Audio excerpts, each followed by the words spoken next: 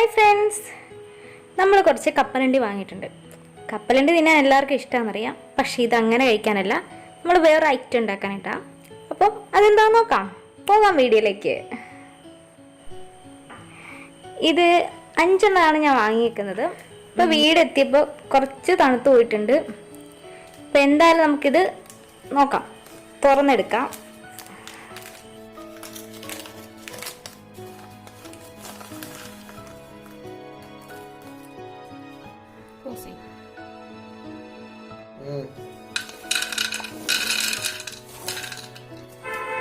അത്യാവശ്യം നല്ല വലിപ്പമുള്ള കടലമണികളാണ്. അധികം മൂത്തൊന്നും പോയിട്ടില്ല, കരിഞ്ഞൊന്നുമില്ല. അപ്പം നല്ല ടേസ്റ്റ് ഉണ്ടാവും. എന്തായാലും ഒന്നുകൂടെ നമുക്ക് ഫ്രൈ ചെയ്തെടുക്കണം. കാരണം അതൊന്ന് തണുത്തിട്ടുണ്ട്, കുറച്ച് തണുത്ത് പോയിട്ടുണ്ട്.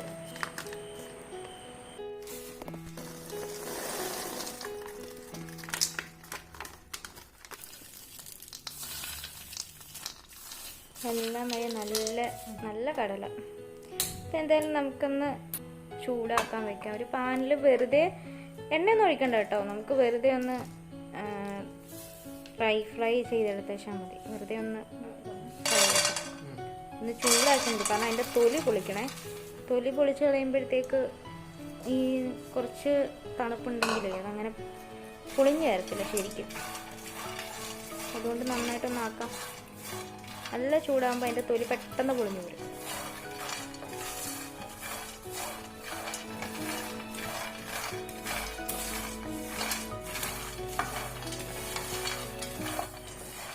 പ്രത്യേകം ശ്രദ്ധിക്കേണ്ടതെന്ന് വെച്ചാൽ അധികം ചൂട് കൂട്ടി വെച്ച് കരിച്ച് കളയരുത്. ചെറിയൊരു തീയിലൊന്ന് ചൂടായാൽ മതി കേട്ടോ. ഇതിപ്പോൾ നന്നായിട്ട് ചൂടാറിയിട്ടുണ്ട്. ചൂടാറി എന്നാൽ ചെറിയ ചൂടുമുണ്ട് കണ്ടോ. ഇതുപോലെ ഞാൻ കൈവച്ച് തിരുമ്പുമ്പം അതിൻ്റെ തൊലിയെല്ലാം ഇളകിപ്പോരുന്നുണ്ട്. ഇതുപോലെ നമുക്ക് എല്ലാത്തിൻ്റെയും ഒന്ന് തൊലി എടുക്കണം. അധികം പ്രയാസമുള്ള കാര്യമില്ല, പെട്ടെന്നാവും. കുറച്ച് സമയത്തിനുള്ളിൽ തന്നെ നമുക്ക് അതിൻ്റെ തോലെല്ലാം കളഞ്ഞെടുക്കാം.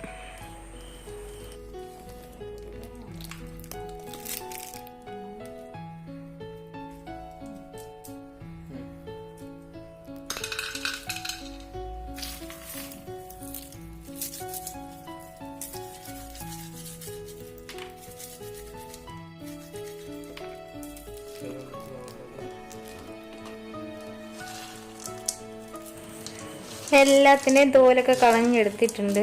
ഇപ്പോഴും ചെറിയൊരു ചൂടുണ്ട്. നമുക്കിനി ഇതിൻ്റെ കുറച്ച് ഭാഗം, ഒരു 1/4 ഭാഗം എടുത്തിട്ട് നമുക്ക് ഒന്ന് നല്ല രീതിയിൽ മിക്സിയിലൊന്ന് അരച്ചെടുക്കണം. അരച്ചെടുക്കുകയെന്ന് വെച്ചാൽ നമുക്ക് ഒട്ടും വെള്ളം വെക്കരുത് കേട്ടോ. ഒരു തുള്ളി പോലും വെള്ളം ഉണ്ടാവരുത്. മിക്സിയുടെ ജാറിലും വെള്ളം ഉണ്ടാവരുത്. നല്ല രീതിക്കൊന്ന് അരച്ചെടുക്കണം.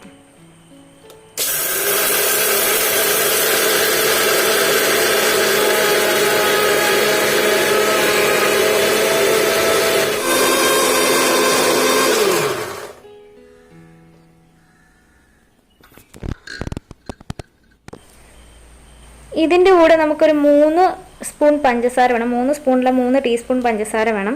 അതും ഒട്ടും വെള്ളമില്ലാതെ നല്ല രീതിയിൽ ഒന്ന് പൊടിച്ചെടുക്കണം. നന്നായിട്ട് പൊടിച്ചെടുക്കണം. ഇതാണ് നമ്മൾ ആദ്യമേ അരച്ച് വെച്ചിരുന്ന ആ കടലയുടെ കൂട്ട്. അപ്പം ഇതിലേക്ക് നമ്മൾ ആഡ് ചെയ്ത് കൊടുക്കുകയാണ്. അതായത് ഒരു 3 ടീസ്പൂൺ മൈദ, 3 ടീസ്പൂൺ മൈദ നമ്മൾ ആഡ് ചെയ്ത് കൊടുക്കുന്നുണ്ട്.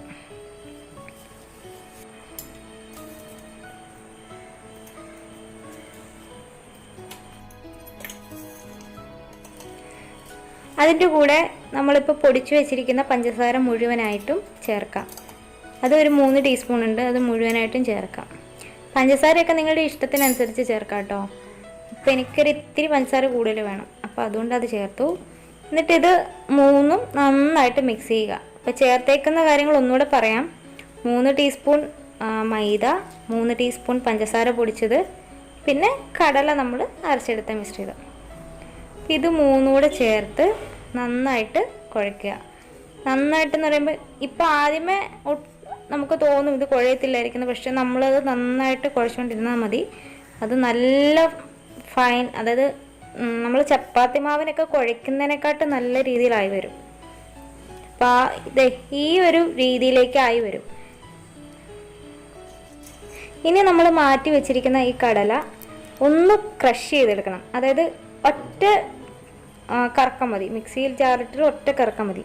നമുക്കൊരു ചെറിയ കരികരിപ്പോടെ കിട്ടണം. ഒത്തിരി പൊടിയായി പോവുകയും ചെയ്യരുത്, എന്നാൽ കുറച്ച് കഷ്ണത്തോടെ കിടക്കുകയും വേണം. ആ രീതിയിലേക്കൊന്ന് നമുക്ക് ഇതിനെ ക്രഷ് ചെയ്തെടുക്കണം.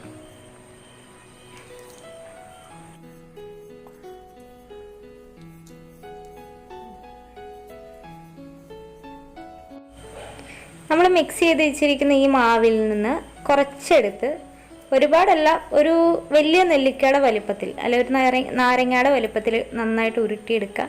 എന്നിട്ട് ചെറുതായിട്ടൊന്ന് പരത്തുക. കയ്യിൽ വെച്ച് തന്നെ പരത്തിയാൽ മതി. എണ്ണ തടവുകയോ ഒന്നും വേണ്ട. ഉപ്പൊന്നും നമ്മൾ ചേർക്കാൻ പാടില്ല, കാരണം കടലയിൽ ചെറിയൊരു ഉപ്പുള്ളതുകൊണ്ട് തന്നെ ചേർക്കേണ്ട ആവശ്യമില്ല. അപ്പം അതെ ഇതുപോലെ ഒന്ന് ചെറുതായിട്ട് പ്രസ് ചെയ്ത് ഷേപ്പാക്കുക.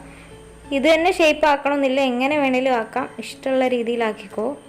അപ്പോൾ ഒന്ന് ഷേപ്പാക്കി എടുക്കുക.